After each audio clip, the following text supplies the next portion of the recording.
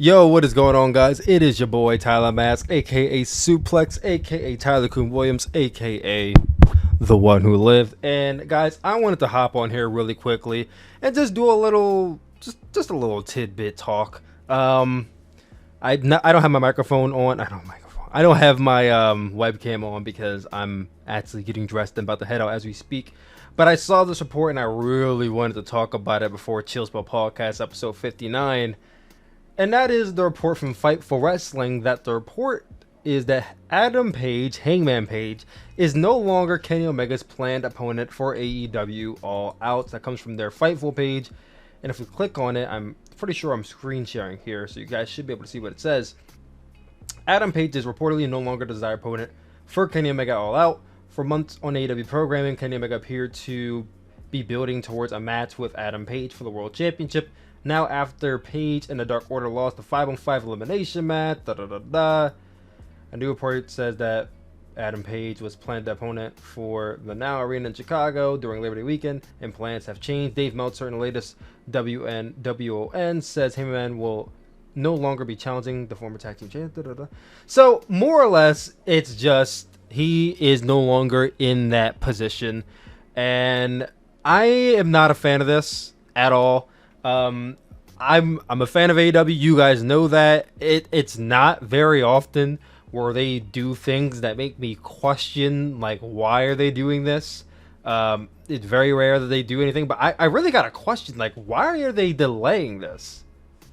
Why would they take a storyline that's been building up for really a year? I mean, you want to go all the way back to 2019 when AEW was just kicking off, and Hangman Page won the Battle Royal, won the Casino Royale at Double or Nothing 2019 to face Chris Jericho at All Out 2019, and he lost. And many say Hangman Page was not ready, and I agree, he wasn't ready then. And then you tell this year-long story about with him and Kenny, and then the turn happening, and now it seems like we're finally getting to this bubbling point. And I initially thought they were going to do Kenny versus Hangman Page at Double or Nothing 2021, but instead they did the triple threat match. And I was like, well, you know what? They probably just extended it out to All Out. I would have done it here, but you know what? I'm not mad at it. Like, you know, they could bring some mileage out of it. And then they picked it back up. It seems like at the very beginning, like at, what was it, Fyter Fest week 1, like 2 weeks ago, they really picked back up on the Kenny Omega and Hangman Page storyline, and it seemed like that was the direction we're heading in. We get this 5-on-5 tag team match at Fight for the Fallen, where if Hangman Page and the Dark Order win, they get the respective tag team championship matches, and then they lose. And I remember watching that and being very surprised, because it's like, and I even said on the Chillspell podcast, well, not the Chillspell podcast, my review of AEW Fight for the Fallen, I was asking, well, how are we going to get from point A to point B? Because Hangman Page already lost his opportunity. And I floated the idea that maybe he has to put something on the line, like his career, or I don't know, his fucking horse. He has to put something on the line because he already lost. So I was already confused. And then I already heard the reports going yesterday about this, and I'm like, well, I'm not really going to believe it until a reputable source like a Fightful says something. And here is Fightful reporting that he is no longer in the plans. I don't know why they want to do... You know what? Never mind. I know why they're doing it. I think it's very clear why they're doing it. I think they're doing this because CM Punk is coming in, which is very adamant by the fact that they're doing another Chicago show. There's already 3 Chicago shows running the first week of September, and they're going to do another Chicago show 2 weeks before. There's no reason they would do that unless CM Punk is coming in. So yes, I believe Punk is coming in, and maybe they want to push it off because Punk's going to be like super hot. I don't really see how that correlates unless Punk is going to be challenging Kenny Omega, which from the story, well, I can't even say story, from the teasers we got on the last Dynamite with Darby Allin, I thought we were heading towards CM Punk versus Darby Allin, which I'm all for, because I don't believe CM Punk should be handed a championship match on his first night in. That's a bit too much. So I am all for CM Punk versus Darby Allin, but if you're not doing CM Punk versus Kenny Omega, then why would you pull the plan for this? Like, what's the point in delaying it even further? And people are saying, oh, long-term story. This is a long-term story being told. Yes, it is. But how much longer do you want to drag it out? You don't want to drag it out for the sake of dragging it out. And that's what fans keep saying. Some people keep saying, and I argue, they're not dragging it out for the sake of dragging it out. And they're not dragging it out for the sake of storyline purposes. They're dragging this out because they have two hotter acts coming in. Bryan Danielson and CM Punk, and it sucks to hear it, but it's true. They are hotter acts than Hangman Page and Kenny Omega, and really everybody on that AEW roster. They are hotter acts due to the nature of Daniel Bryan coming off of WrestleMania 37 main event and CM Punk being gone for 7 years. They're going to be hot, so the focus is going to be on them.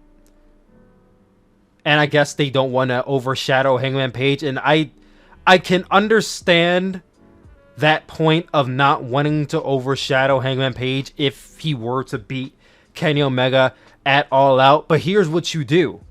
You do CM Punk versus Darby Allin at All Out, and you either open the show or you do it in the middle of the show. You don't main event the show with CM Punk, because essentially what that's going to do is the crowd is just going to be literally waiting and chanting CM Punk the entire show in anticipation for his match. So if I'm AEW, that match is going on first, because I want those CM Punk chants to be all out the way in time for the main event.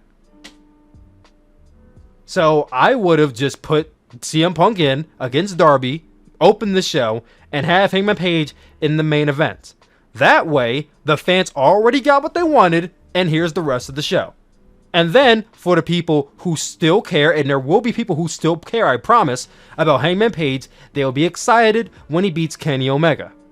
They could have still done that idea. You don't have to do CM Punk and Kenny Omega for the AEW World Championship. You don't have to do Bryan Danielson versus Kenny Omega for the AEW World Championship. Those matches sell itself on names alone. You don't need the world title involved. You really don't. You truly do not need the world title involved. Would it help? Yes, but you don't need it involved. The name is there, and if you say anybody this match is happening, they're going to watch it no matter what. No matter where it is. No matter how they have to see it. Pay-per-view, Dynamite, whatever the case may be. So I'm failing to see why they're delaying it even longer. Because when I see this, I go back to Tetsuya Naito. Tetsuya Naito was indeed the hottest act in New Japan for many years. The biggest babyface. You could say Tanahashi was, but people wanted Naito to be Okada. They didn't want Tanahashi to be Okada. So when Naito, it came time for Wrestle Kingdom 12, and everybody thought that was it. This was the moment. We've been waiting 4 years for this moment, for this championship match to happen again, because remind you, the first time it happened was Wrestle Kingdom 8. Now it's 4 years later, Wrestle Kingdom 12. This is the time to do it. That is the personification of long-term storytelling. What do? They have Okada beat Naito. And many people say that sucked the life out of Wrestle Kingdom 12's ending. Many people say that really not killed Naito's momentum, but it kind of soured them a little bit. Because it's like, this was the best time to do it, and now we have to wait longer. And the longer people wait, the less invested they're going to get. There's a such thing as cooling someone off. And I fear that if they wait too long and they take him out the picture, and you bring in CM Punk and you bring in Bryan Danielson, and like I said, they're going to be the hottest acts. I don't think they're going to be the hottest acts forever. There's going to be a period of time when people get used to seeing them on Dynamite, and the hype is going to die down. But for right now, for I would say probably the remainder of 2021, maybe into like the late winter of 2021, people are only going to be talking about these two guys. So if you don't put the title on Hangman Page, and you have nothing for him to do, then essentially he's going to cool off. So I don't know. I listened to that, and it just makes me question why they did that. I'm not like pissed or angry at this, and like I said before, I have trust in AEW, unlike the trust I have in WWE. So I would like to believe that they know what they're doing and they're going to do right by this, and that Hangman Page will not be screwed over in the process, because that's the one thing I would hate to happen.